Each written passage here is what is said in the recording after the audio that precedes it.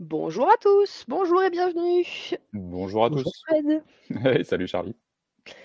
Venez, venez, rentrez, prenez un café, installez-vous confortablement dans votre canapé, mais il y a peut-être pas que des gens en télétravail, donc regardez votre C'est ça. bureau quand même. On a la mauvaise habitude.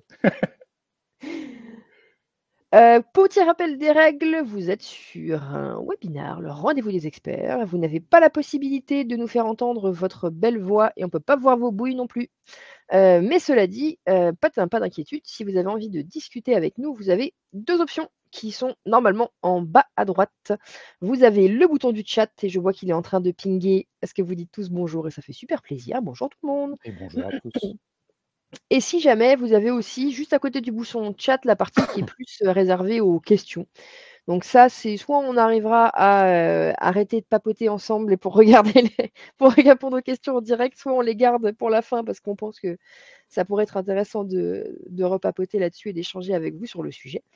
Mais en tout cas, ce webinaire, c'est le vôtre, alors n'hésitez pas à échanger dans le chat, à le faire vivre, à poser des questions, à participer, à parler entre vous.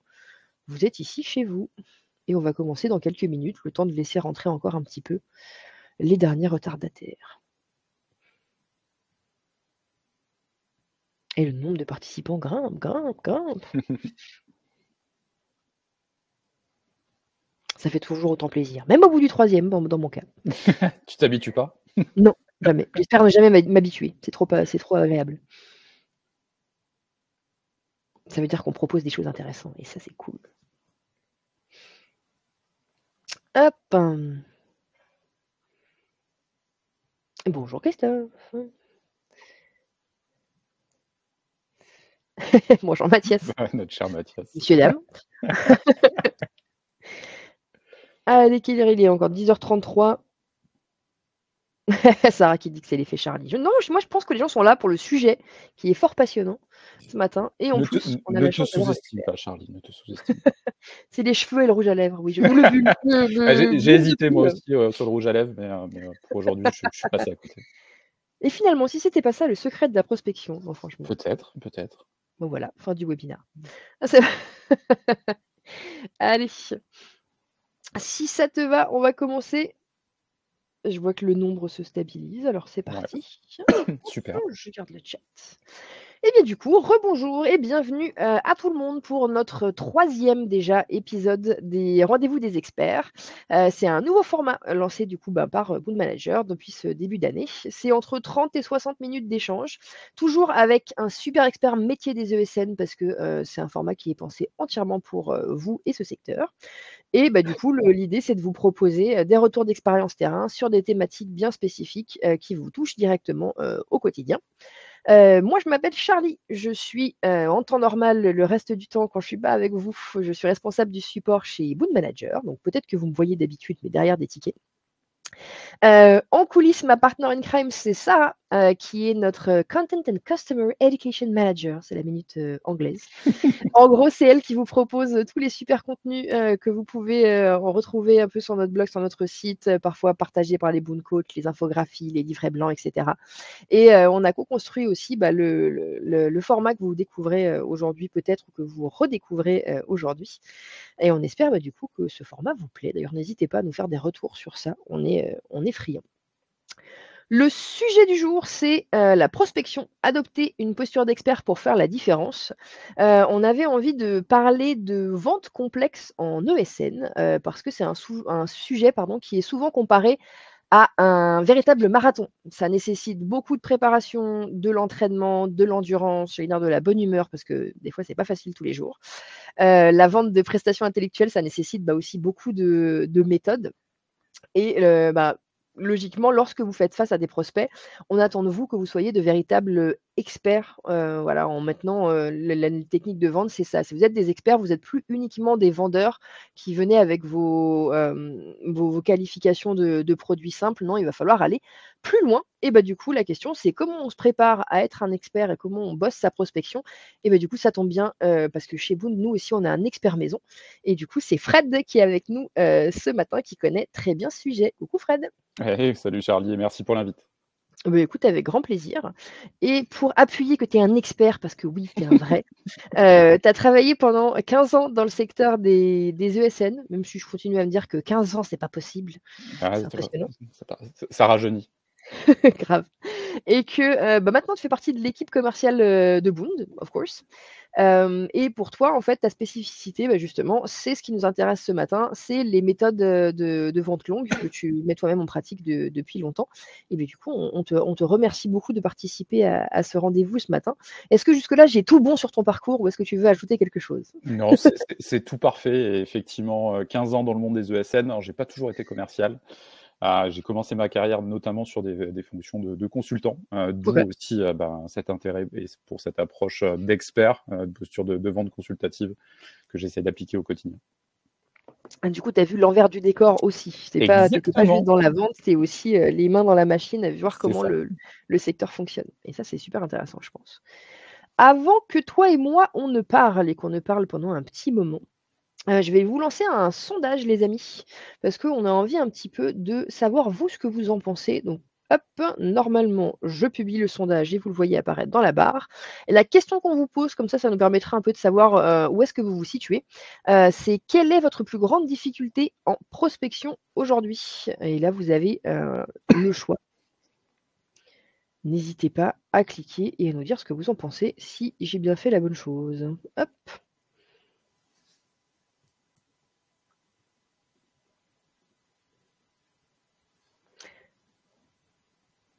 hop. Dites-nous tout. Oh oh! Donc ça prête Effectivement, la note. trouver des prospects qualifiés, oui, ça c'est vrai, c'est un sujet qui va revenir souvent et dont on va parler ce matin. Relancer efficacement sans être perçu comme insistant, ça, alors pour vous raconter un tout petit peu ma vie, moi aussi j'étais commerciale il y a 3 ou 4 ans et c'est vrai que c'est compliqué de ne pas avoir l'impression d'être la personne qui dérange en permanence, alors qu'en fait, bah, c'est pas toujours le cas. Donc ça va être effectivement 43 du coup pour les prospects qualifiés, 27 pour la relance, un petit peu mobiliser le réseau. Ouais. Ah, c'est marrant, j'aurais pas cru que maintenir l'engagement d'une vente longue, ce soit pas une difficulté. Du coup, c'est intéressant. Ça veut dire qu'on a Ouais, quand même des gens qui sont habitués au marathon. c'est ça, il y a le côté marathon et puis il y a peut-être effectivement, l'engagement dans le temps, Ouais. c'est une chose, mais c'est, les relances efficaces, ménager finalement l'interlocuteur qui est peut-être la vraie difficulté. Bon, finalement, ça va un petit peu ensemble, tu as raison en plus. Eh bien, dans ces cas-là, ça vote encore un petit peu, mais ça devrait être bon. Moi, j'ai envie de dire, c'est parti. Et du coup, je lance le sujet avec la première question, si tu veux bien. Pour introduire un peu le sujet, j'avais envie de te demander, est-ce que tu peux nous dire, selon toi, pourquoi la posture d'expert, elle est devenue primordiale, quand on vend de la prestation intellectuelle? Ça Je marche. Bah, commence merci. simple. Ouais, merci Chahri, ça fait une super intro, effectivement. Je pense que cette posture d'expert aujourd'hui, elle est vraiment hyper importante parce qu'elle est aussi attendue finalement par les acheteurs qu'on va avoir en face de nous.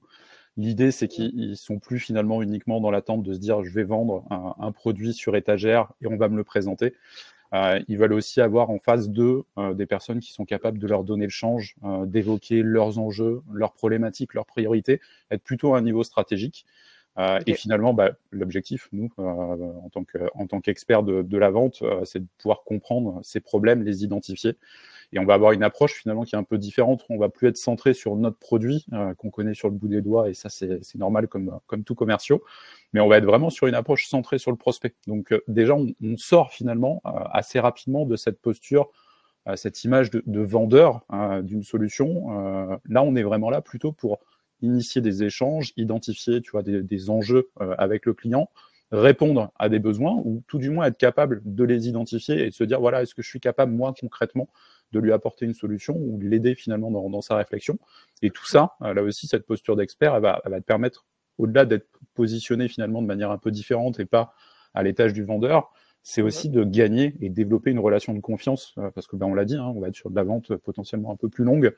C'est important aussi de créer de l'engagement au fur et à mesure. Donc finalement, cette posture d'expert, elle va nous faire gagner plusieurs choses. On va permettre aussi d'apporter une vision un peu plus élargie finalement d'un écosystème d'enjeux, de défis qui vont parler finalement aux prospects, lui permettre aussi de sortir du quotidien, finalement de se dire je suis pas juste là pour avoir une présentation d'un outil, mais on est capable finalement de m'aider à prendre potentiellement un peu de hauteur, de temps finalement. Donc c'est important d'être dans l'écoute, dans l'échange. Et je te l'avais dit quand on a préparé le webinaire, j'adore cette expression, c'est si Dieu nous a donné 2 oreilles et une bouche, c'est pour écouter 2 fois plus qu'on ne parle. Et je pense que c'est un mindset qui est hyper important quand on veut être justement dans cette posture d'expert.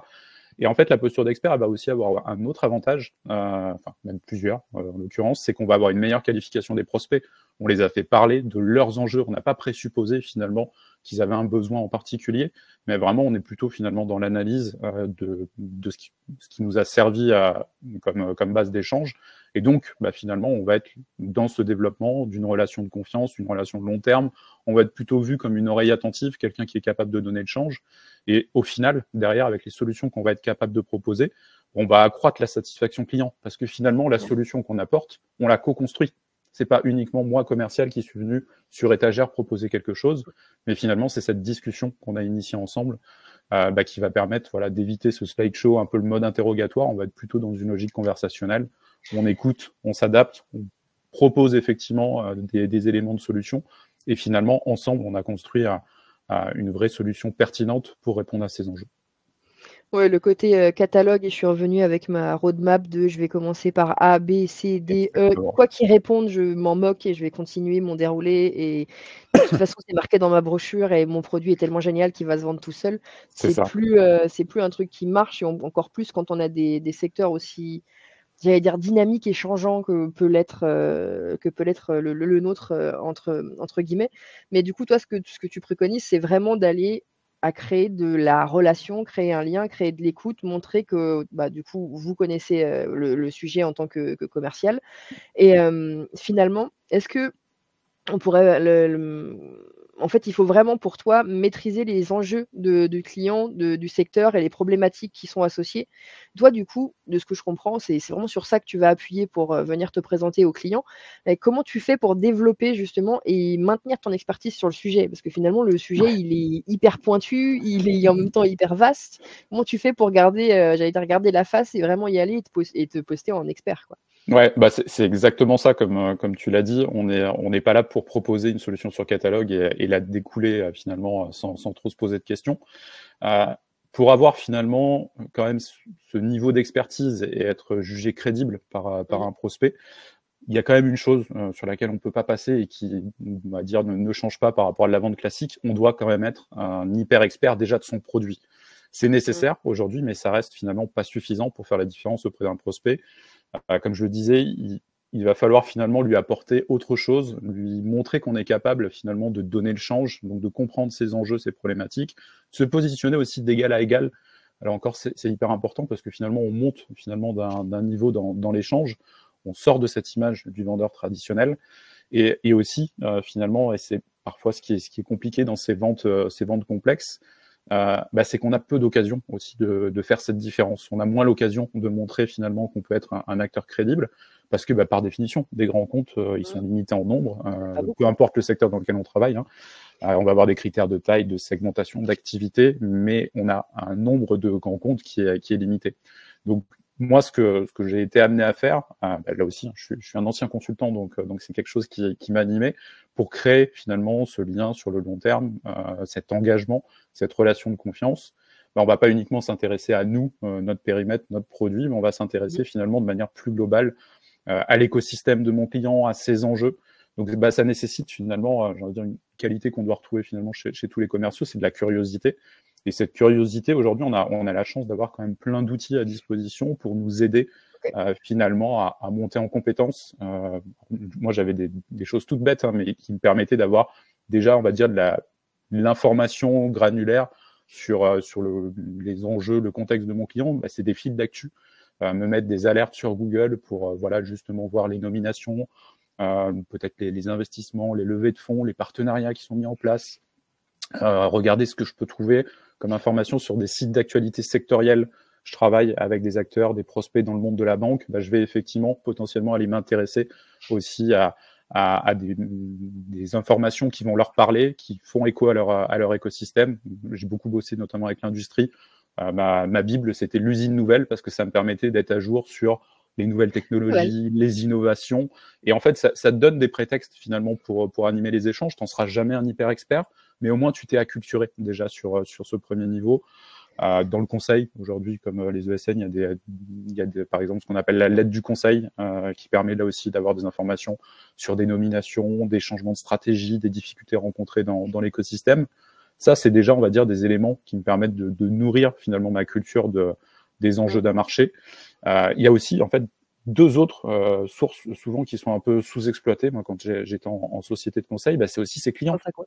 Bah oui. Finalement, me dire, j'ai des clients, mes clients, ils ont potentiellement exactement les mêmes enjeux, problématiques que mes prospects actuels.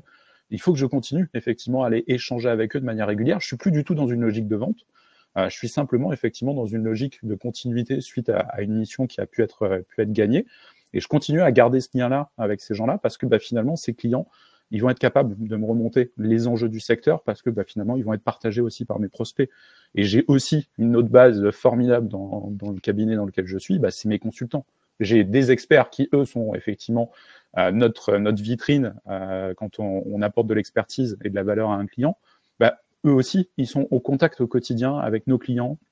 Ils réfléchissent sur quelles peut-être les innovations qui peuvent les intéresser demain. C'est hyper important aussi de garder une proximité hyper forte avec ces experts qu'on a déjà en interne. C'est une matière hyper importante parce que finalement, ils vont me nourrir aussi, ils vont m'acculturer pour que je puisse là aussi simplement être dans ces échanges conversationnels de manière assez classique, naturelle, qui vont se mettre en place avec mes prospects et pouvoir finalement leur apporter une vision un peu plus élargie. Donc voilà, si on veut le résumer, c'est de la curiosité. On a pas mal d'informations qui sont déjà disponibles. J'ai parlé on va dire plutôt de tout ce qui est actualité sectorielle ou du Google Actu, Google Alert. On a aussi du LinkedIn qui nous donne énormément d'infos aujourd'hui avec un réseau qui est très dynamique, sur lequel on peut avoir aussi on va dire des sujets thématiques qui sont abordés, des groupes qu'on peut rejoindre. Là aussi, sans être forcément partie prenante, ça permet de se nourrir aussi de ce qui se passe un peu sur son marché et pouvoir avoir justement cette casquette d'expert et la maintenir dans le temps. Ouais, pour toi, c'est aussi un peu finalement, c'est du travail de veille. Être un expert, ça passe par un peu de la recherche et les outils que tu nous as mentionnés, pouvoir regarder les fils d'actu, pouvoir regarder les différents médias qui sont sur ton secteur, pouvoir regarder LinkedIn, etc. Finalement, en fait, tu vas le faire au quotidien, je pense, un petit peu toute la journée. Et en même temps, pour toi, le type, c'est hyper important de pouvoir bénéficier de ta société parce que finalement, tu as raison, vous êtes là-dedans toute la journée, vous croisez des consultants, donc finalement, la machine à café, c'est aussi une manière de Non, s'acculturer c'est et ça. de devenir un expert. C'est des super mines d'or, on en Je vais parlera me faire aussi. des ennemis en disant ça, la Exactement. machine à café, c'est bien. Non, mais vraiment, c'est bien parce que moi, je l'avais vu quand j'étais à l'époque commerciale. Ce qui avait fait notre force dans l'équipe, c'était on avait créé une vraie proximité entre les équipes commerce et conseil. OK. On se nourrissait mutuellement. Et on le verra un peu plus tard. On a une question Ouais. sur justement l'animation du réseau. Et c'est hyper important. C'est des mines d'or, finalement, qu'on a déjà en interne, sans aller forcément. Ça ne demande pas beaucoup d'efforts. Ça ne demande pas d'aller chercher de l'information ailleurs. On a déjà ce qu'il faut parce qu'on a des experts, Ouais. beaucoup de valeur à faire valoir. Et c'est hyper intéressant. Du coup, là, tu m'as parlé plutôt de la partie je suis expert de mon domaine, de mon secteur, mais finalement, pour en avoir discuté un petit peu pendant la préparation, il y a aussi tout ce qui est devenir en gros un expert de mon prospect pour mieux le comprendre et on avait discuté, un peu de tes des critères de qualification et je pense que ça serait intéressant de pouvoir discuter sur ça. En fait, souvent la question qui revient quand on discute avec différents commerciaux, c'est comment est-ce que tu sais si ça vaut le coup de passer du temps ou de mettre de l'énergie, sur, tel ou tel prospect, puis à quel moment tu te dis: «Ouais, en fait, non, c'est pas la peine, je vais me lancer là-dedans. En plus, c'est de la vente longue, je vais peut-être me casser les dents au bout de 2 semaines et du coup, j'aurais pu faire autre chose». Pour toi, comment tu t'organises sur ça, sur la partie, critères préparatoires, où est-ce que je fonce et où est-ce que je me dis: non»? Ouais, c'est hyper intéressant. Si tu fais un parallèle, c'est un peu la même chose que quand je m'engage dans une relation, qu'elle soit amicale ou amoureuse. Ah! Alors on va y arriver à faire du Tinder de C'est un peu ça, prospection. hein. Mais non, mais c'est vraiment la même chose. Tu es dans le même mindset, c'est tu te dis, en fait, quand je vais démarrer, est-ce que je suis prêt, moi, personnellement, à engager du temps? Ça, c'est la première chose. Je vais devoir C'est vrai. m'investir d'un point de vue temporel, mais je vais aussi devoir m'investir psychologiquement. parce que voilà, ça reste une vente longue, complexe. Il peut y avoir des hauts, des bas. Il faut aussi que je sois capable de me dire de manière assez lucide, est-ce que finalement je suis prêt à m'engager personnellement dans cette démarche de prospection. Donc c'est vrai que il y a cette notion de critères de qualification qui est hyper importante, mais qui vont être très spécifiques finalement en fonction de ton secteur d'activité, des cibles que tu adresses. Je pense que plus globalement, en fait, ce qui m'aide à savoir si j'ai envie de continuer de m'investir ou pas finalement dans une démarche de qualification, ça va être la définition plutôt de mon cycle de vente, notamment quand on va être sur des grands comptes. Tout est plus long, tout est plus gros, donc il faut que je sois capable, moi, de manière très fine, de définir l'ensemble de mes étapes de vente, de mon cycle de vente, et à chaque fois de définir de manière très objective c'est quoi les conditions d'entrée finalement, c'est quoi les objectifs que je dois me fixer sur chacune des étapes, et en sortie, qu'est-ce que je dois avoir finalement obtenu comme information, quelle réponse nouvelle je suis capable d'apporter. Et en fait, cette logique va être très simple, c'est qu'au fur et à mesure que je vais établir ces différents critères, que je vais créer un petit peu la carte d'identité de mon prospect, ça va me permettre de faire un écrémage un peu entre les bons et les mauvais prospects. C'est vraiment cette idée-là, c'est qu'au fur et à mesure, je vais avoir des critères qui peuvent être très larges en entrant pour un petit peu voilà, déjà faire ce premier tri. Et puis au fur et à mesure des échanges et de l'implication que je vais avoir dans la démarche, je vais pouvoir avoir des critères de plus en plus précis et venir les définir. Et finalement, au fur et à mesure de ces différentes étapes de mon cycle de vente, j'ai ma carte d'identité de ma boîte avec potentiellement qui va être la Power Map, c'est quoi le moteur de décision, est-ce que finalement de manière aussi très macro, est-ce que je suis sur un bon secteur, une bonne taille de boîte, est-ce que je connais les outils, est-ce qu'ils ont une phase de recrutement active. Je vais définir finalement à chaque fois en fonction de mes différentes étapes qu'est-ce qui me semble pertinent comme information à glaner et comment finalement je vais venir là aussi les qualifier. Et comme tu commences à le comprendre, en fait, cet engagement, il peut être à deux niveaux. Il y a déjà, en tout début, finalement, de qualification, les informations, moi, je suis capable, sans forcément avoir d'interaction avec la société, d'aller chercher de l'information. Commencer déjà à me construire une condition en me disant, tiens, la boîte, elle est intéressante pour moi. Et finalement, on a déjà plein d'outils à disposition, du SalesNav, comme je le disais tout à l'heure, ou du LinkedIn. Il me permet d'aller chercher ces informations sur la taille de la boîte, la société, le secteur d'activité, avoir des informations un peu sur la dynamique. Moi, j'ai utilisé aussi des outils, notamment comme Nomination ou Zoom Info dans des anciennes vies, qui me permettaient notamment d'avoir des organigrammes complets avec les coordonnées, avec les lignes directes, avec même à l'époque, on passait encore par les standards, donc j'avais aussi les numéros des secrétaires directement qui étaient précisés. Donc ça me permettait d'avoir finalement tout de suite ma Power Map. Et couplé à ça, avec ces organigrammes et toutes ces coordonnées, j'avais aussi des informations sur le compte, sur son secteur, les actualités, des infos business, des nominations, des technos utilisés. Je pouvais aussi savoir tel interlocuteur est intervenu à tel salon sur tel thème. Et comme ça, moi, je peux me permettre de me renseigner. Ça me permettait déjà de, on va dire, avoir tous mes éléments de qualification. Et quand je voulais aller plus loin, cette fois-ci, je passais sur une logique de mise en relation, d'interaction avec finalement des utilisateurs, des décisionnaires au sein de l'organisation. On peut avoir une double approche par le bas ou par le haut. Là aussi, ce qui peut être intéressant sur un grand compte, c'est de commencer potentiellement à aller chercher de l'information sur des utilisateurs potentiels ou des personnes qui pourraient être mobilisées finalement dans un projet concernant ton expertise. Et ça, avec des outils d'enrichissement qu'on a aujourd'hui, on en donner à la volée, du Zelic, du Full Enrich, ils vont permettre d'avoir rapidement des coordonnées mail, téléphoniques, pro, pour finalement avoir ces premiers échanges et continuer ma qualification, mais cette fois-ci en ayant effectivement des échanges qualifiés avec les interlocuteurs. Et ce qui est important aussi, comme on l'a compris, j'ai beaucoup d'étapes.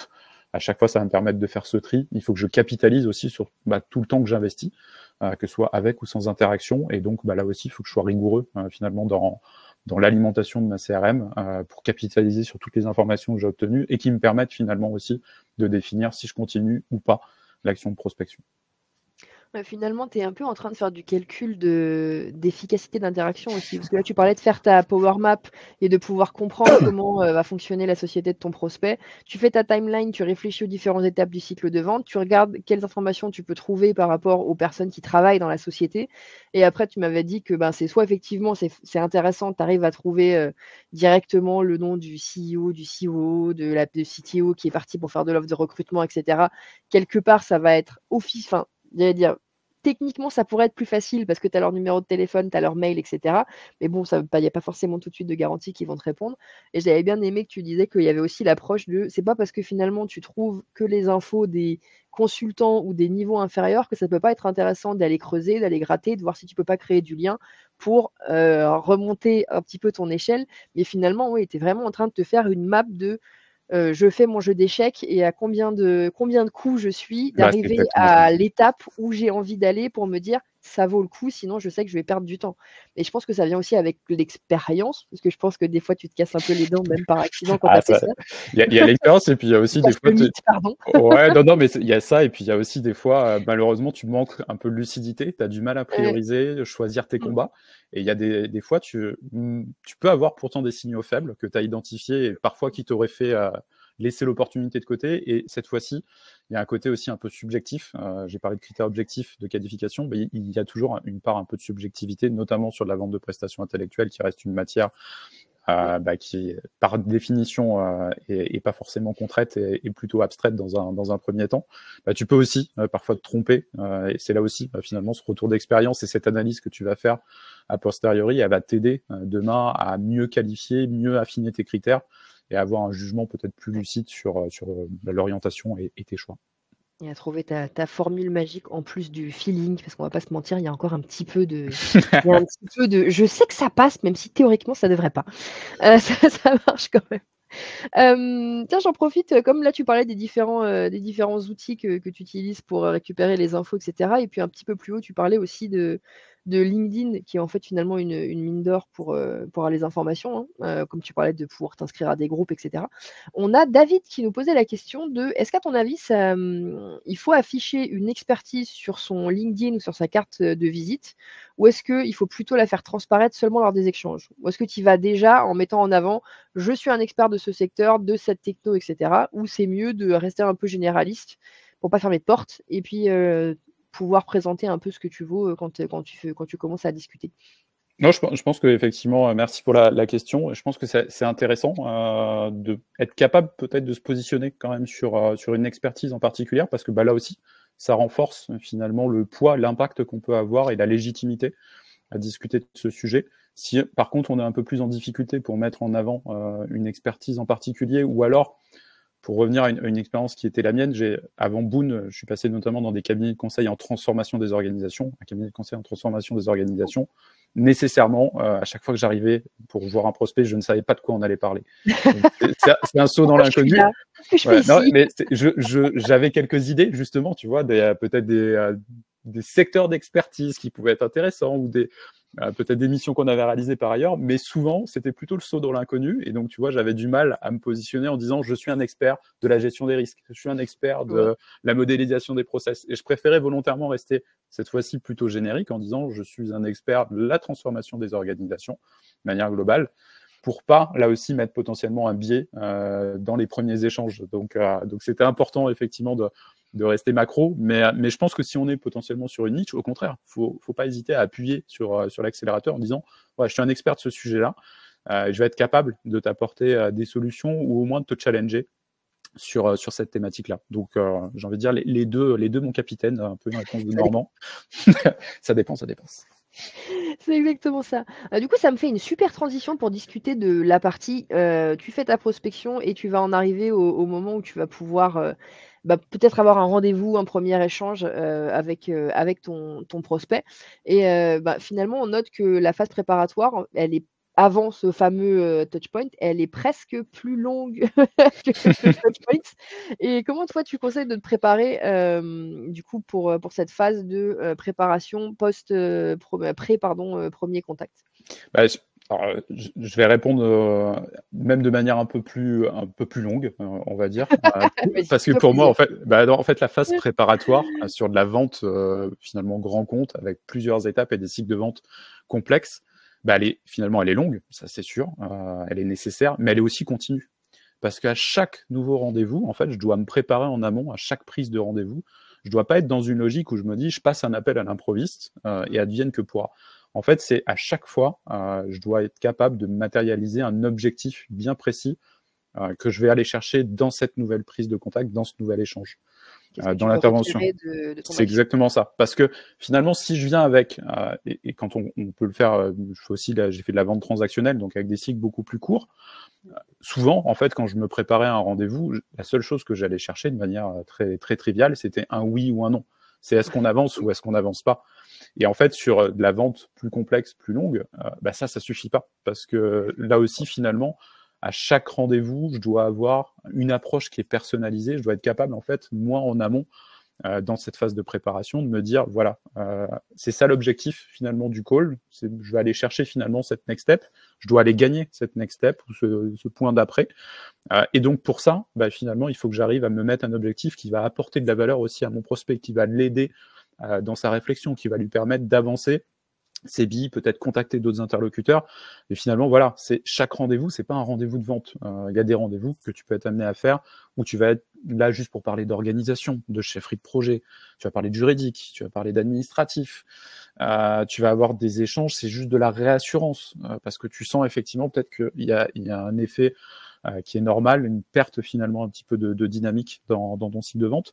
Donc finalement, à chaque fois, chaque rendez-vous, je dois aller avec cet objectif et me dire, est-ce que finalement, je vais être capable de lui apporter une chose nouvelle, un élément nouveau qui va me permettre d'avancer dans mon cycle de vente. Donc c'est pour ça que quand je dis, la phase préparatoire, elle est longue, au-delà d'être longue, elle est continue. Parce qu'à chaque fois, je dois être capable de me réinterroger, me re-questionner, analyser finalement peut-être les processus, redéfinir ma stratégie. J'ai peut-être une stratégie à un instant T, et finalement, je vais être amené à la réinterroger, à la challenger, moi aussi.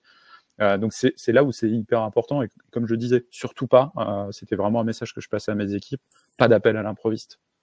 Je fais pas un appel à l'improviste parce que j'ai une tâche dans ma CRM qui me dit aujourd'hui, il faut appeler Laurent pour savoir où on en est du projet. Parce que ton boss t'a dit appelle-le, ça fait trop longtemps que tu l'as pas eu. Voilà. Et ça, il y a rien de pire parce que finalement, là, on se dépositionne. J'ai fait ce travail d'expert.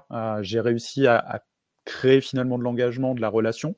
Si j'arrive un peu comme un cheveu sur la soupe avec pas grand-chose à se dire, j'ai un effet, le soufflet retombe et là, la personne me revoit finalement comme je voulais pas qu'elle m'identifie comme un pur commercial, et en se disant, en fait, on se parle, mais on sait pas trop pourquoi on se parle. Ça montre aussi peut-être que toi aussi tu t'es mal préparé pour cet échange-là. Donc voilà, il faut vraiment se mindsetter en se disant, je suis pas là pour aller chercher un oui ou un non à chaque étape, mais je suis juste là pour continuer à avancer dans mon cycle de vente.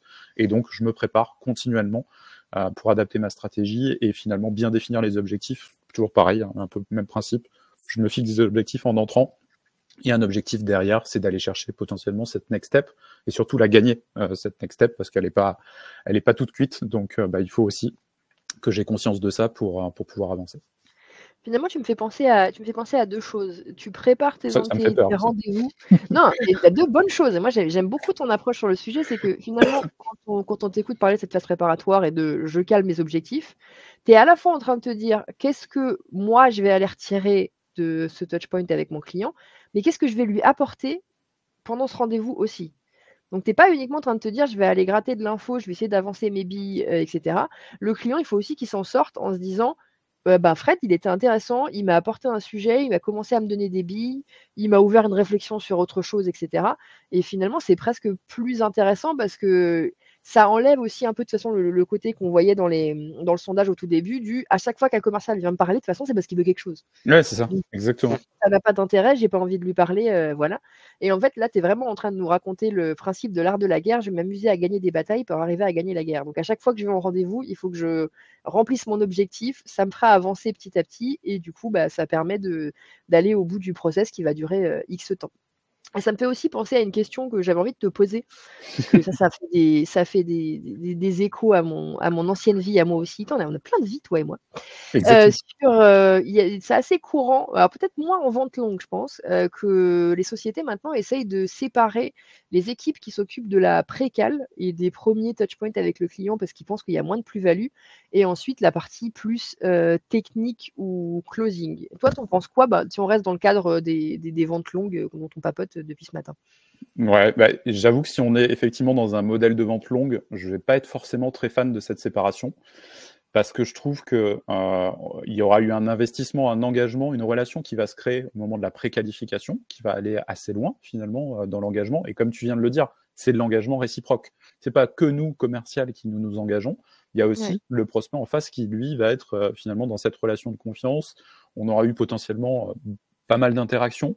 Pas forcément toujours des interactions liées à de la vente, mais ça peut être juste des échanges un peu officieux, du partage d'informations, d'apport de valeur mutuelle. Et finalement, de se dire à un moment, j'ai mis finalement tout ce qui va bien pour qu'on arrive à cette phase de closing, et à ce moment-là, je disparais et je laisse la main à un autre interlocuteur, je trouve ça déjà frustrant pour la personne qui a fait tout le travail de préqualification. Et je pense que c'est aussi frustrant, potentiellement aussi de l'autre côté pour l'interlocuteur, qui va se dire finalement on m'a apporté de l'attention pendant toute la phase de vente. J'ai créé quelque chose avec un interlocuteur ou avec plusieurs interlocuteurs côté commercial, mais finalement maintenant on n'en est presque plus qu'à signer, mettre des tampons sur ces différents éléments, et la considération ça redescend. Donc je pense que le travail n'est pas facile pour le closer qui arriverait dans cette situation-là. Donc c'est pour ça que j'ai plutôt une préférence, on va dire, pour une approche full cycle. Je me dis, on s'est déjà tellement engagé, investi, et on savait qu'on était parti sur une relation long terme, autant aller jusqu'au bout de l'exercice et finaliser finalement cette relation avec le client, et puis qui est peut-être aussi le début d'autre chose, parce que on a gagné potentiellement une mission. Il faut penser aussi au coup d'après, à ce que peut nous apporter finalement derrière cette relation pour alimenter mon réseau et continuer à grossir. Et en fait, tu nous ramènes un petit peu à une notion dont on voulait parler ce matin, qui est la notion de momentum, qui est plutôt répandue du côté pays anglo-saxon, n'est-ce pas? Mais qu'on retrouve pas beaucoup en France, de ce que tu nous parlais un petit peu. Est-ce que tu peux nous en parler et que tu peux nous dire comment tu organises ça? Ouais. Comment tu t'en sers, toi? Effectivement, j'avais eu connaissance de cette notion de momentum, je pense il y a 4-5 ans, par un ancien manager, que j'avais trouvé hyper intéressant, parce que c'est finalement une approche très scientifique du cycle de vie d'un prospect ou d'un client.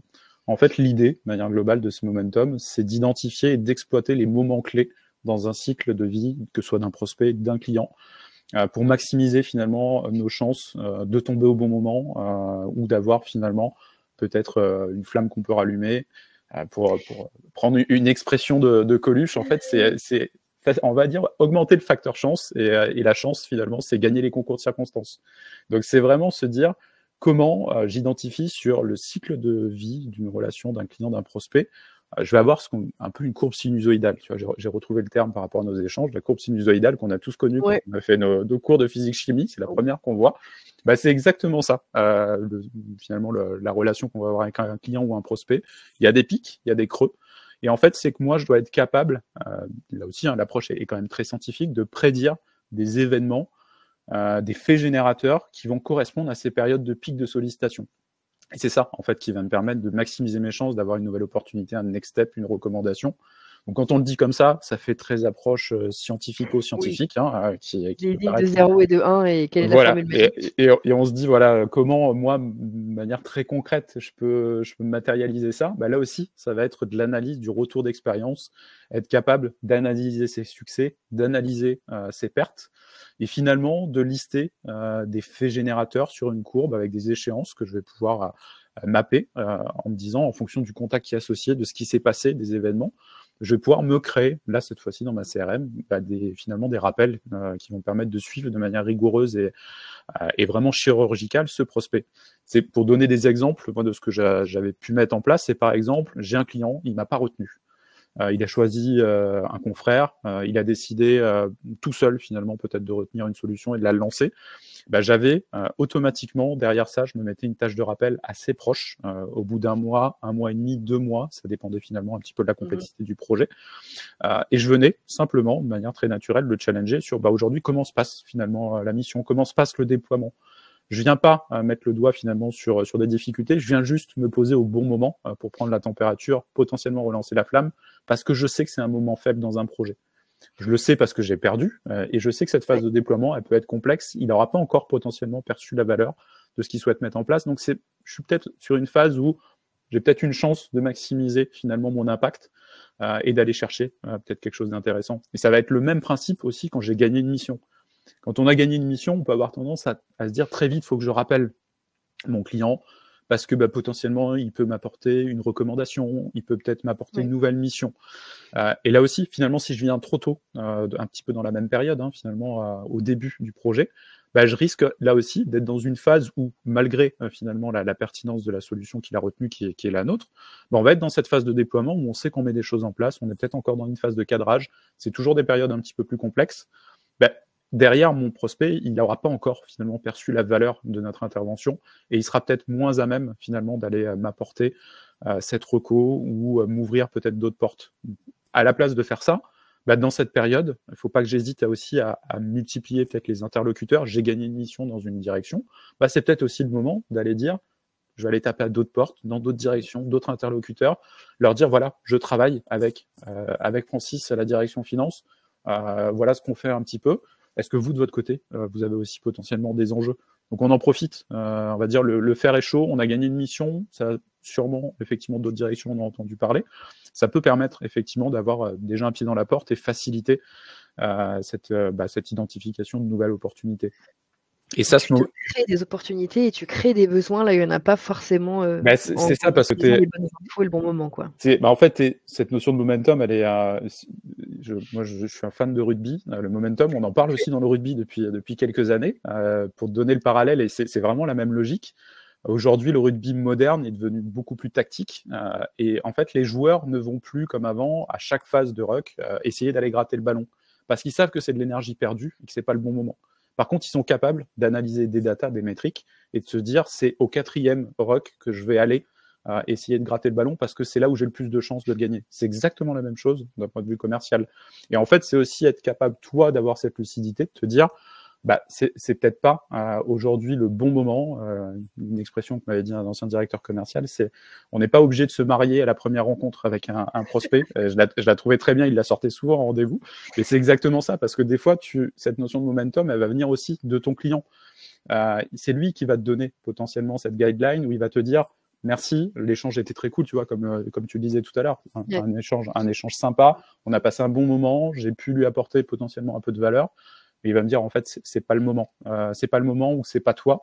Ça m'était arrivé sur un grand compte public que j'ai travaillé pendant 2 ans. J'ai eu des premiers échanges, voilà, hyper positifs. Malheureusement, mon interlocuteur me dit, c'est hyper intéressant, hyper pertinent, mais aujourd'hui, j'ai pas la capacité à faire. J'ai pas le budget, j'ai pas la bande passante, donc on fera rien. Et en fait, j'ai juste réussi à garder ce lien pendant 2 ans que j'avais pu créer initialement, mettre en place finalement tout un process qui me permettait de l'alimenter régulièrement, lui proposer de nouveaux échanges, être plutôt un petit peu dans une approche, je vais dire une approche give first. Je lui partageais des études de cas, des analyses de marché, des nouvelles références, des choses qu'on avait pu faire par ailleurs. Et à chaque fois, ça me permettait, tu vois, de ressolliciter un petit peu le mouvement, discuter, avoir des nouveaux échanges. Et je me rappellerai toujours le jour où ça m'est arrivé. Un jour, je décroche mon téléphone. C'était effectivement ce contact-là avec qui on avait eu des échanges un peu réguliers, mais voilà, sans avoir forcément d'opportunité identifiée. Et le jour où il m'appelle, il me dit « Frédéric, on s'était parlé il y a 2 ans, on a gardé le contact, c'est aujourd'hui. » Et clairement, c'était vraiment ça, c'était le momentum. Et il m'a dit « C'est maintenant, il faut y aller. » On a parlé de son besoin, il n'y avait pas de concurrence, j'étais seul. Et en fait, tout ça, c'est parce que j'avais réussi à ménager aussi, on en parlait tout à l'heure, comment je garde cet engagement dans le temps, comment je ménage aussi la fatigue de mon interlocuteur. Ça, c'est des informations que je peux avoir à mon niveau, mais ce qui est aussi hyper puissant, on en parlait un petit peu tout à l'heure, la force du réseau, c'est si je peux avoir aussi des indices en interne, que ce soit des indices en interne ou des gens qui sont en proximité avec ces prospects-là. En fait, ces gens-là, ils vont me permettre de mieux gérer justement ces périodes de contact un peu rompus, un peu distants. C'est pas forcément toujours des décideurs ou des décisionnaires, c'est pas forcément le fameux champion qu'on cherche, mais en fait, ils ont juste un lien de proximité qui est suffisamment fort pour me remonter de l'information et peut-être m'aider à trouver le bon momentum, parce que parfois, je peux avoir une communication qui est rompue. Je vais pas trop comprendre finalement pourquoi cette communication est rompue. Ça peut venir de plein d'éléments qui sont la plupart du temps en dehors du projet, un changement de priorité, des difficultés personnelles de l'interlocuteur. Ça, j'ai ces fameux indices, je vais être capable aussi de m'adapter, je vais être capable de faire preuve d'empathie, et c'est là où finalement je vais être le facilitateur, gérer ces périodes de rupture de contact en ménageant mon interlocuteur, parce que ça servira à rien que je lui envoie 4 ou 5 mails, que j'essaye de l'appeler tous les 2 jours. si finalement il a un événement majeur qui l'empêche d'être disponible. Et ça aussi, ça va être apprécié. Parce que finalement, on peut aussi un petit peu de manière officieuse se dire, voilà, j'ai appris qu'il y avait eu un changement de priorité, j'ai appris malheureusement que tu avais eu une difficulté, je te laisse revenir vers moi. Et là aussi, on se positionne encore pas, je suis pas le commercial qui met le couteau sur la gorge, mais au contraire, je suis plutôt dans cette logique facilitant pour avoir une relation qui est naturelle, comme je pourrais le faire avec des amis également. C'est la fin du commercial requin. Mais finalement, l'analogie du rugby, là, ça marche plutôt bien parce que tout ce que tu nous expliques, c'est le côté fair play, moi aussi. Bah, j'ai perdu maintenant, mais j'ai peut-être pas perdu plus tard. Et faire le rageux et pas vouloir continuer la relation, etc., ça va peut-être me faire perdre du business alors que finalement, il y a des choses à creuser. Et si c'est pas maintenant, le momentum me dit que ça peut être plus tard. Et j'aime bien que tu repars sur des analogies amoureuses et d'entretenir la flamme, ça m'a beaucoup fait rigoler. Et du coup, quid des amis? Tu parlais de ce fameux réseau. Qu'est-ce que tu fais de ton réseau d'acteurs de terrain, les consultants, chez les clients, etc., tout ce qui est des partenaires? Comment toi, là, tu as commencé à nous en parler un petit peu, mais comment tu travailles avec eux? Comment tu t'organises cette approche-là de OK, je vais aller bosser avec mes indices, je vais lancer mes grappins un petit peu ailleurs, voyons ce qui se passe. Bah, c'est ça, effectivement, on en a parlé précédemment, mais tu as deux mines d'or en général qui sont souvent sous-exploitées. Bah, tu as ton réseau interne, tes consultants, ils sont en proximité, ils sont en mission avec tes clients, comme tu disais, ils sont à la machine à café potentiellement, là aussi avec eux. Et c'est important en fait de leur mettre ce mindset. Quand je disais que j'avais renforcé la proximité en fait entre l'équipe commerce et conseil, c'était vraiment travailler là-dessus, en leur disant c'est mes premiers indices. Eux, ils sont en proximité avec le client, ils travaillent sur des projets, ils sont en mission. Bah, ça va être les premiers à entendre potentiellement des difficultés, des enjeux, des nouveaux besoins. C'est pas forcément eux qui vont faire l'exercice de vente, c'est pas leur job, mais par contre, bah, la mine d'or, c'est qu'ils me remontent moi de l'information, ils me permettent d'aller taper à d'autres portes. Et en général, bah, là encore, hein, tu maximises ta chance, tu maximises d'être au bon moment. Et grâce à ça, grâce à ce réseau qui te remonte de l'information, bah, souvent tu te rends compte que tu tapes à la bonne porte au bon moment et la personne te dit ah bah c'est cool parce que effectivement j'étais l'enjeu. Là, rien n'est laissé au hasard, c'est juste que tu as eu les bonnes infos, tu as les bons indices. Donc déjà en interne, bien effectivement mindsetter tes consultants, ces experts, en leur disant l'importance qu'ils vont avoir derrière pour remonter ces informations qui vont nous permettre de grenouiller. Ça, c'est le réseau déjà qui est présent chez toi, on va dire le plus simple à mobiliser.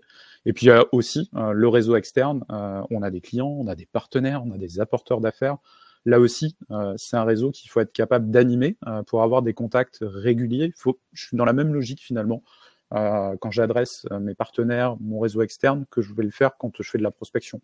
Il faut que j'ai cette même rigueur, ce même suivi, parce que bah, là aussi, hein, loin des yeux, loin du cœur, si on ne se parle pas régulièrement, si on ne se tient pas au courant, si on ne se partage pas de l'information, bah, finalement, la relation gagnant-gagnant qu'on essaye de mettre en place, ça ne fonctionne pas.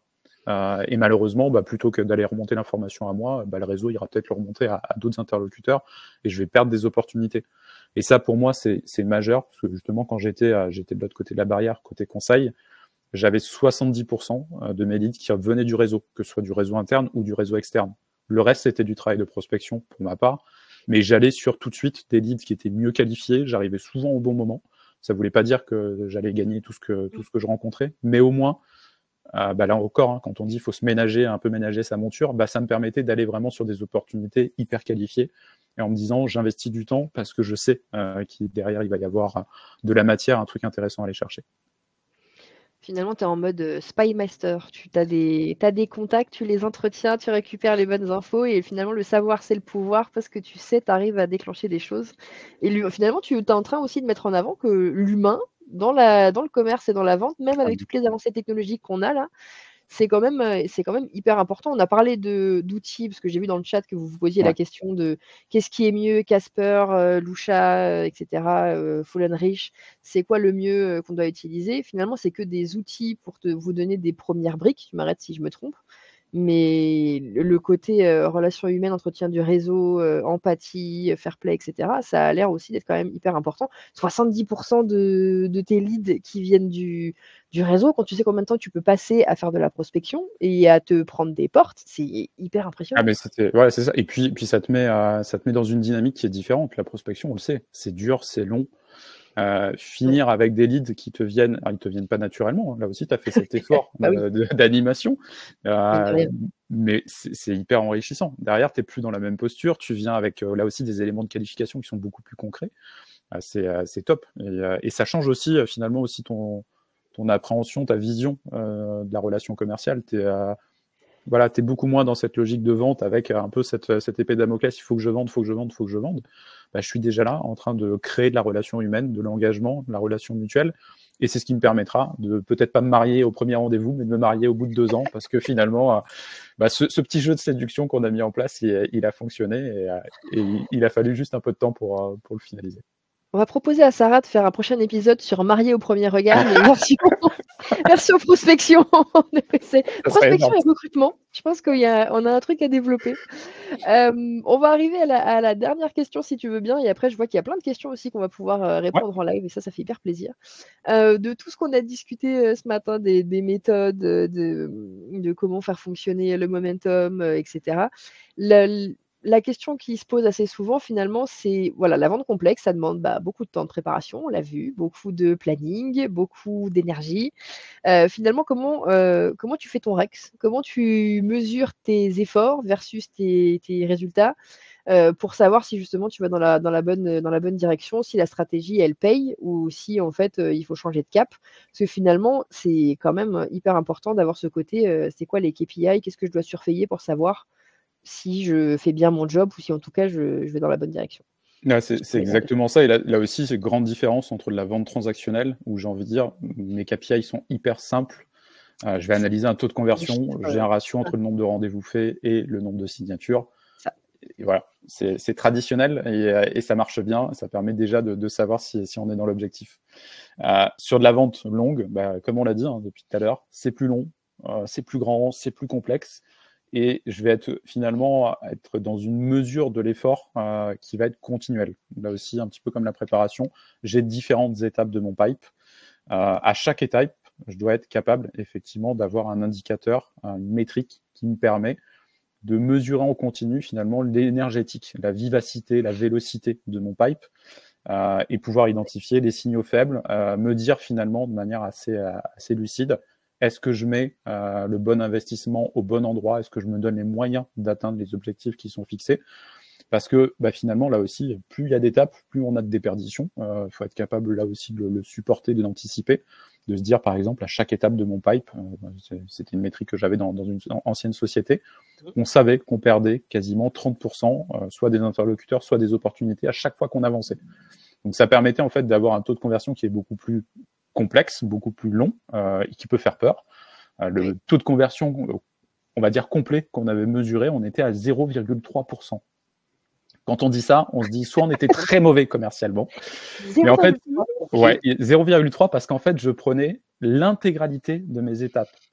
Je ne mesurais pas qu'à partir du moment où j'avais identifié une opportunité, je remontais vraiment du tout début. C'est me dire la timeline globale. Voilà, ma timeline globale, c'est au début, j'ai combien de sociétés? Dans ces sociétés, j'ai combien d'interlocuteurs? Sur ces interlocuteurs, combien je vais réussir à en avoir? Sur ceux que je vais avoir, combien vont donner lieu à un échange qui est qualifié? Sur cet échange qualifié, combien vont me permettre d'identifier une opportunité? Sur cette opportunité, combien vont me permettre de me positionner? Donc tu commences à comprendre, si tu commences à perdre potentiellement 30% à chaque fois, pourquoi on arrivait à 0,3% sur la recomposition globale du taux de conversion qui faisait très peur.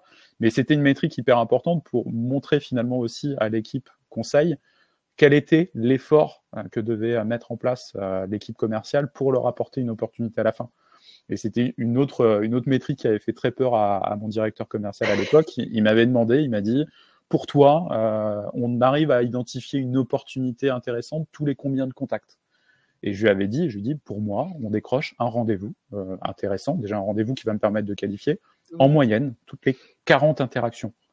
Et il m'avait dit, c'est pas possible, c'est beaucoup trop peu. Et je lui avais dit, faisons l'exercice sur une semaine. On s'était pris tous les deux une liste de prospection, on l'avait adressée. Et à la fin, on avait mesuré combien on avait réussi de rendez-vous par rapport au nombre d'interactions qu'on avait eues. Et on était tous les deux sur cette moyenne de 1 pour 40.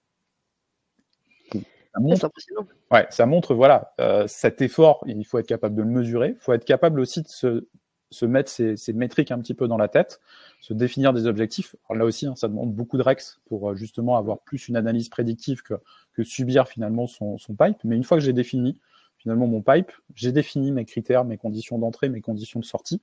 Je dois être aussi capable de me finalement reconstituer par rapport à l'objectif que j'ai de vente finale, me dire si je veux signer X compte, à chaque étape finalement, c'est quoi la matière que je dois avoir pour me permettre d'atteindre ces objectifs.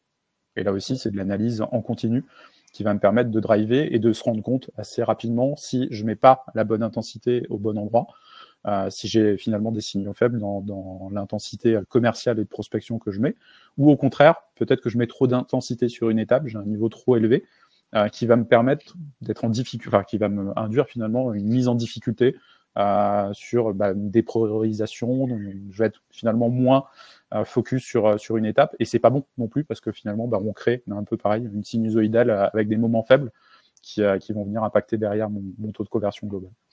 Et finalement, faut pas avoir peur. On est sur de la vente longue, donc oui, les KPI, ce que tu viens de dire, 1 pour 40, c'est quand même impressionnant. Mais finalement, tu es sur de la vente longue, donc ça change un peu les règles, c'est pas de la vente transactionnelle. Et voilà, et je sais que moi, dans les métiers que j'avais fait un peu avant, le directeur commercial qui est là en mode: «Je comprends pas, ça prend trop de temps, rappelle-le pour, signer, c'est bizarre, tu vas mettre 1 an à signer quelque chose». Bah, tu es sur de la vente longue avec de multiples interlocuteurs, avec, des enjeux plus gros et cetera. Oui, ça va être forcément plus compliqué et potentiellement plus long que ce que vous avez l'habitude si en plus vous vous lancez, là-dedans. Mais finalement, en fait, enfin, arrête-moi si je me trompe, mais ça paye. Ça paye et Littéralement. puis alors d'une ça paye et puis même ça rend, je trouve toujours pareil, hein, petite analogie, mais ça rend le métier un peu plus sexy aussi de commercial. On n'est plus dans la même posture, donc c'est intéressant. Moi, c'est ce que j'aime aussi dans ce métier de commercial. Merci Fred. Et ben écoute, si tu veux, on a déchaîné les passions dans les questions. Et du coup, si tu veux bien, comme on a fait le tour de tout ce qu'on avait envie de partager, toi et moi ce matin, on peut regarder un petit peu les questions, si tu as encore un peu de temps devant toi pour Mmh. pouvoir répondre. Avec plaisir. Par quoi je vais commencer? Voyons. Il y avait Antoine qui disait qu'il était 100 d'accord que l'expertise, ça permet de mieux se positionner dans la jungle des ESN. J'aime bien le terme jungle. Mais lorsqu'on se lance sans trop d'expertise ou de métier cible, est-ce qu'il ne faut pas ratisser large pour sonder le marché et s'expertiser ensuite? Là, on est vraiment dans le cadre de je crée mon ESN, comment je me lance, sur mon côté expert? C'est ça. Au départ, on a, comme on le disait, on n'a peut-être pas forcément nécessairement une expertise en particulier à faire valoir, et c'est normal aussi dans le monde des ESN, où je suis 100% en phase avec Antoine, que je connais bien. Pour ratisser plus large, ça va permettre aussi de se forger sa conviction. Comme on a évoqué ce sujet tout à l'heure, est-ce que je dois mettre en avant une expertise ou rester plus généraliste? Là, je pense qu'aussi, ça dépend de ton niveau de maturité, au niveau de ta société, de ta structure, des expertises que tu es capable de mettre en place. Est-ce que tu vas aller potentiellement aussi sur un marché de niche? Ça aussi, ça peut être un choix pertinent, et devenir l'hyper-expert de ce marché. Mais je pense qu'effectivement, quand on se lance et qu'on n'a pas effectivement cette vision métier cible, expertise, je suis également 100% d'accord avec toi, Antoine. Ne pas hésiter à ratisser plus large, et dans tous les cas, ça va nous nourrir aussi sur cette expertise au sens large de l'écosystème et de ce qui peut intéresser au global le monde des ESN. Il y a David un peu qui a une question qui poursuit sur ce côté, posture d'experte, mais sur une autre manière de faire de la prospection. C'est: pensez-vous que la prospection en posture d'expert en salon professionnel est une bonne méthode et quelle est la meilleure approche à adopter en tant que visiteur de ces salons? Est-ce que toi tu en fais d'ailleurs le côté, soit il y a le côté j'ai un stand, mais il y a aussi le côté où juste je suis un visiteur, sur un salon professionnel? Alors, quand j'ai un stand, effectivement, la posture d'expert marche très bien parce que justement, là aussi, on sort finalement de cette approche très commerciale, et on peut être un peu une ligne ouverte parce que potentiellement, il y a aussi beaucoup de visiteurs qui se posent des questions. Ça peut être le moyen de susciter un intérêt, commencer à discuter. L'approche en tant que visiteur, je la trouve plus complexe. Je l'avais testé dans une ancienne vie. Ça peut fonctionner à une condition, c'est d'avoir très bien préparé son salon en amont. C'est identifier déjà qui je veux aller rencontrer, quels sont les sujets potentiellement que je peux venir adresser, parce que sinon, et c'est le Rex justement que j'avais eu, j'avais manqué de préparation, on avait été plutôt en opportuniste sur le salon, et on s'était retrouvé à déambuler dans les allées, Les amants à peinent. avoir quelques échanges, mais en se disant finalement, qu'est-ce que je vais en Qu'est-ce que je ressortir fais en là? termes de ROI? Toi, tu es mal préparé. En face, les interlocuteurs n'étaient pas forcément prêts non plus à t'accueillir, et finalement, ta posture d'expert, là, pour le coup, tu te décrédibilises un peu rapidement. J'avoue que moi, je trouve que le salon est intéressant pour nouer des contacts. Si on veut aller plus loin, ça peut être justement l'idée de se dire, voilà, on se prend soit un rendez-vous en amont qu'on a préparé avec les interlocuteurs qui sont présents, que j'ai un stand ou que j'en ai pas, bien anticiper cette préparation, ou alors initier les échanges pour aller dans un second temps prendre un temps préparé ensemble sur lequel on pourra affiner les sujets. Merci. Sur le même chance, le même segment de présentiel du coup, parce que même si nous on est beaucoup en visuel et en visio, ça reste quand même intéressant. Qu'est-ce que tu penses des réseaux professionnels en présentiel? Ou tout ce qui est meeting, du secteur et cetera de manière générale? Ouais, là c'est pareil, par petit retour d'expérience, on peut aussi perdre du temps sur ces réseaux professionnels en présentiel. Ça permet, par contre, néanmoins, de créer ce que je disais, ce réseau externe. Ouais. Ça, c'est intéressant de ce point de vue-là. Et justement, la période post-Covid, elle a été hyper dynamique grâce à ça, parce que plus personne pouvait se voir, plus personne pouvait se serrer des paluches, manger ensemble, partager des bières, tout ce qu'on aime bien faire quand on est commercial. Le fait, voilà, d'avoir retrouvé cette proximité, elle a pu permettre de créer des opportunités, des liens. Moi, j'avoue que j'en ai souvent retiré plus de l'échange officieux, quelques indications, mais jamais d'opportunités claires qui sont remontées de ces réseaux professionnels. Je comprends. On a pas mal de questions sur qu'est-ce qui marche le mieux? Qu'est-ce que tu préconises? Quel outil, quelle méthode, quelle technique? Tout, mon capitaine. Tout, essayer non, tout, mais ce qui marche. exact. En fait, ce qui est compliqué, c'est que ce qui marche à un instant T va peut-être pas marcher dans 3 mois, va peut-être pas marcher dans un secteur ou dans un autre. Je pense que ce qui est surtout important, c'est d'avoir une approche multicanale, pas hésiter finalement à multiplier dans ton séquençage de prospection, du téléphone, du mail, du LinkedIn, du SMS aussi qui marche très bien quand ça peut permettre justement de valider une proximité. Et en fait, ce qui marche avec un prospect va pas forcément fonctionner avec un autre. Donc c'est pour ça que je dis vraiment cette logique d'A/B testing, elle est hyper importante. Une approche multicanale, ça c'est nécessaire. Et ensuite, je vais venir l'affiner en fonction des réponses que je vais avoir finalement. Me dire, tiens, ce canal a bien marché avec telle population, ça vaut peut-être le coup que j'aille un petit peu plus loin dans l'expérimentation et que je l'utilise de manière un peu plus régulière. Je vais tester aussi des périodes de contact. Est-ce que quand je contacte le matin, ça marche mieux? Moi, c'est ce que j'aime bien faire.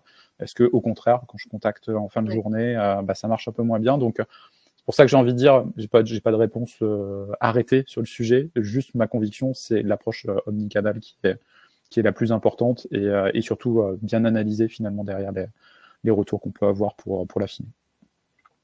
Et qu'est-ce que tu penses de la méthode qui consiste à envoyer une grande quantité de ce qu'on appelle des emails à froid? Quel devrait être l'objectif de ces emails? Est-ce que tu considères que c'est encore une approche qui fonctionne? Il vaut la peine de se lancer là-dedans? Est-ce que oui, parce qu'il faut faire attention aux messages, ou non, on voit que c'est plus la peine, etc. Je pense que ça marche sur de la vente plus transactionnelle, du compte effectivement avec un cycle de vente un peu plus court. Ça marche très bien parce que ça permet de faire du volume.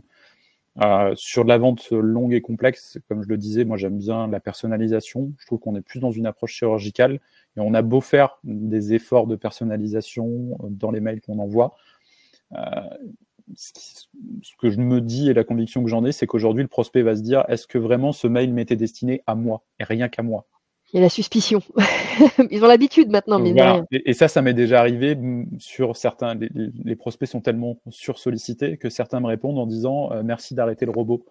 Et toi, tu es derrière ton PC, tu prends directement la main et tu dis c'est pas un robot, c'est moi. Non, c'était moi, Fred. Et ça permet justement de sortir de ça. Donc, je pense que le mass mailing, aujourd'hui, je pense qu'il fonctionne un petit peu moins parce que tout le monde est très sollicité. J'aurais une tendance à se dire maximisons nos chances, allons sur du téléphone, allons sur du LinkedIn aussi en fonction de la présence et de l'activité de ton prospect.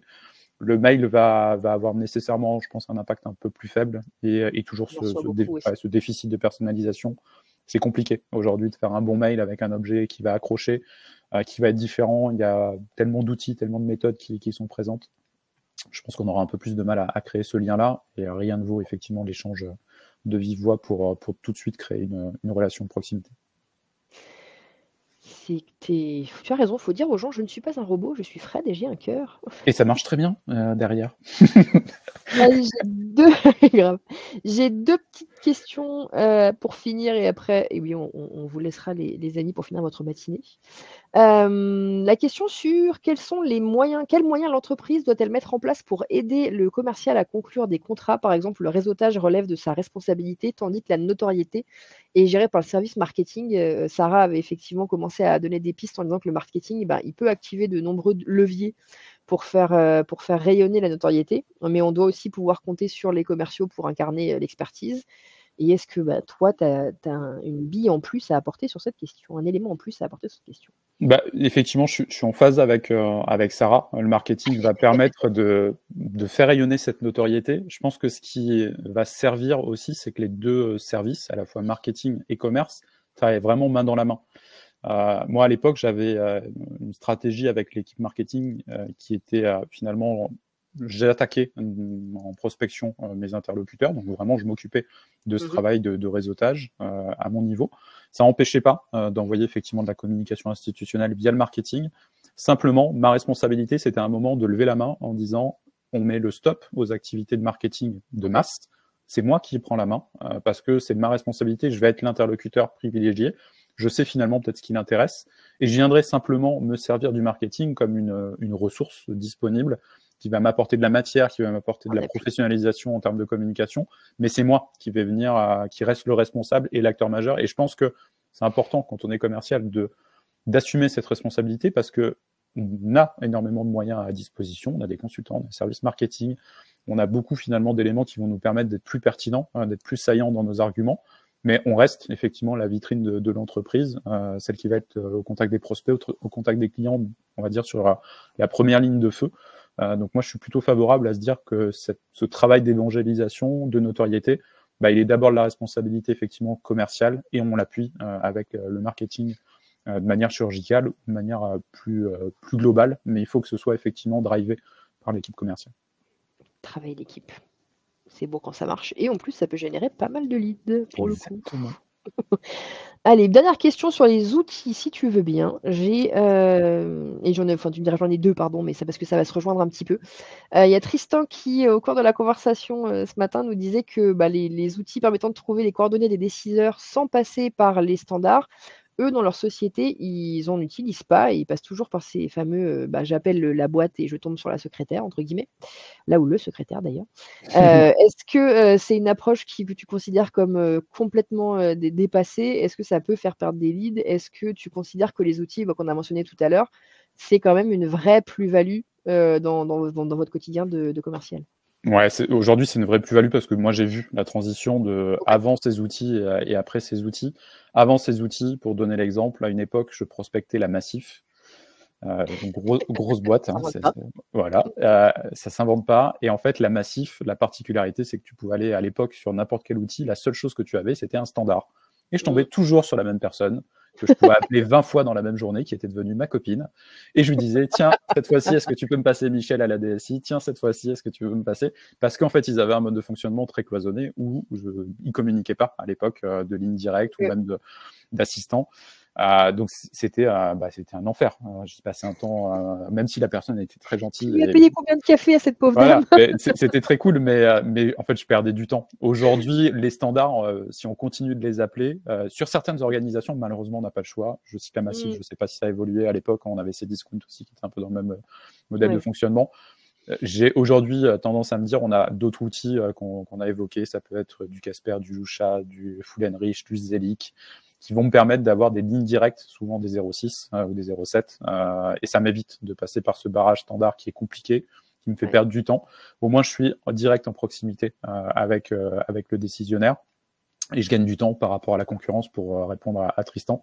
Je pense qu'aujourd'hui, c'est important en fait de se dire il faut que je trouve le canal le plus rapide pour contacter ces personnes-là et rien de mieux que d'avoir effectivement cette ligne directe, que ce soit un fixe ou que ce soit un mobile. Quand c'est un mobile, c'est encore plus saillant. Ouais. Mais voilà, pour moi c'est effectivement Tristan, on pourrait avoir l'occasion d'en discuter sur LinkedIn pour que je te partage des outils, mais ça peut être un vrai différentiel par rapport à vos concurrents pour gagner du temps. Top. Eh bien, tu sais ce que j'ai gardé comme question pour la fin? Parce que je crois que je fais ça à chaque fois maintenant, parce qu'on a toujours une question sur le sujet, l'IA.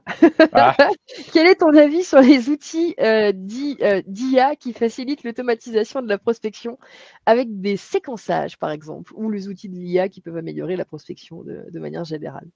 bah, je trouve que c'est vraiment des outils géniaux. Aujourd'hui, j'ai testé quelques solutions, j'en utilise pas, pour Ok. être transparent au quotidien. J'ai pas encore finalement trouvé la solution parfaite, mais parce que je dois être trop exigeant ou trop justement dans cette logique de personnalisation. Mais par contre, il y a un vrai côté facilitant, ça je vais pas l'enlever, notamment sur au-delà du mailing qu'on peut avoir, l'automatisation de la prospection, des séquences, sur les éléments de personnalisation. Il y a des outils, pour en citer un parmi tant d'autres, j'ai essayé Human Linker il y a pas très longtemps, qui va chercher des informations à droite à gauche sur le prospect et qui va permettre en fait de créer des séquençages sur mesure d'un prospect à un autre. J'avoue, là encore, et c'est peut-être parce que je suis un peu de la vieille école, malgré le fait que je sois encore très jeune d'apparence. Fort beau et fringant. mais voilà, je reste encore sur un fonctionnement un peu plus artisanal. Je suis pas passé à cette étape d'automatisation via des outils d'IA, mais par contre, je suis loin d'être contre. Je trouve que c'est un vrai élément qui peut servir à la performance. Il faut juste savoir là aussi bien l'utiliser et bien valider que ce message généré par l'IA va être perçu comme ce fameux message unique derrière par rapport au prospect. Donc, je trouve qu'ils sont hyper intéressants parce que ils permettent facilement de te créer ta séquence de prospection, d'avoir des éléments de personnalisation qui sont pertinents. Mais là aussi, voilà, faut savoir mesurer l'efficacité, encore être toujours dans une analyse métrique assez forte pour savoir si finalement on va dans le bon sens ou rien ne vaut de la personnalisation et de l'appel en direct. Mais merci Fred, merci d'avoir participé avec moi et Sarah du coup sur ce troisième épisode de Rendez-vous des experts. Ça nous a fait super plaisir de pouvoir échanger et de bénéficier de toute cette belle expérience et tout ce que tu mets en place toi au quotidien en tant que commercial. On espère que tu as aimé l'exercice. Ouais, non, c'était super cool. Je vous remercie à toutes les deux de m'avoir invité, convié pour cet exercice qui m'a sorti de ma zone de confort habituelle, mais c'était très cool. C'est ça qui est intéressant, de faire des choses qui sortent un peu du quotidien et puis de te mettre en avant avec tout ce qu'on sait que tu fais derrière, ça fait plaisir.